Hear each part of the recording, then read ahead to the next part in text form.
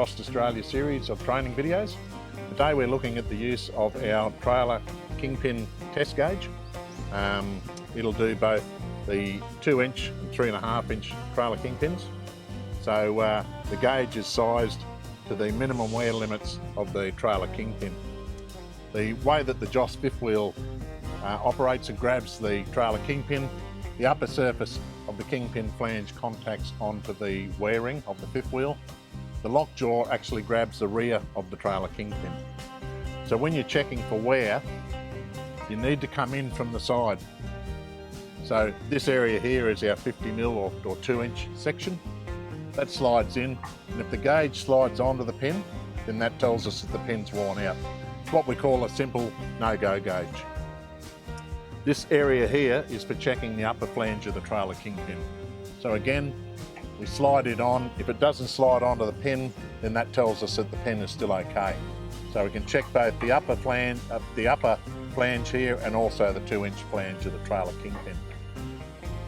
The other feature of this gauge, you'll notice on the side there's some cutouts and some minimum maximum marks on there. That's to check what we call kingpin protrusion. Kingpin protrusion is the amount of distance from the trailer skid plate to the bottom of the kingpin.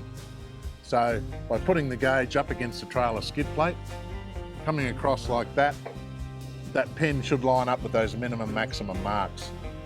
If you find that the pin's actually longer than it should be, then that tells us the trailer skid plate is worn and it will need to be replaced. So providing that all lines up and the gauge doesn't slip on, then you know that the trailer kingpin's okay. As we mentioned earlier, this gauge will do the 2-inch kingpin on one side and the 3.5-inch pin on the other. So same principle as the 2-inch pin. We can have this section here that checks the actual 3.5-inch diameter across the trailer kingpin, and then this area of the gauge which checks the upper flange of the pin. And again, we've also got the cutouts on the side to check the kingpin protrusion. So again, put the gauge on, come in from the side. The gauge doesn't slip all the way on, so that tells me the pin's okay. We can also check the upper flange of the pin as well.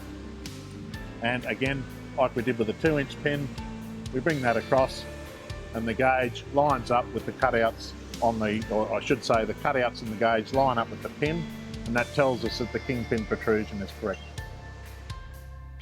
Thank you very much for your time today. If there's any other information that you would like, please go to our website, that's www.jostaustralia.com.au, and we have other information and training videos on our website as well.